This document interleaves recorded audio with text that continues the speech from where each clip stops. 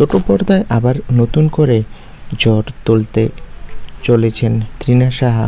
আজকের নায়ক পরশুরাম ধারাবাহিকে এখন তিনিই অন্যতম আকর্ষণ।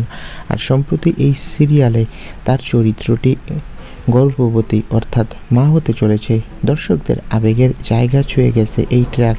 তবে এটা কিন্তু প্রথমবার নয়। তৃণা সাহা মানেই টিআরপির রাজারানী। খড়কুটো ধারাবাহিকে গুনগুন চরিত্রে তিনি যে ঝড় তুলেছিলেন সেই স্মৃতি এখনও টাটকা ভক্তদের মনে।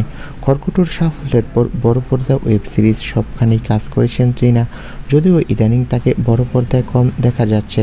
এক সাক্ষাৎকারে তৃণা সাহা স্পষ্ট বলেছিলেন, বাংলা ছবিতে ডাক কিছুটা কম মিলছে, কিন্তু কোনো আফসোস নেই। ইন্ডাস্ট্রির সঙ্গে সম্পর্ক পুরো ঠিকঠাক। সব মিলিয়ে আবারও প্রমাণ হলো তৃণা সাহার নামটাই যথেষ্ট, আর তার নামেই বাজিমাত আজকের নায়ক পরশুরামে।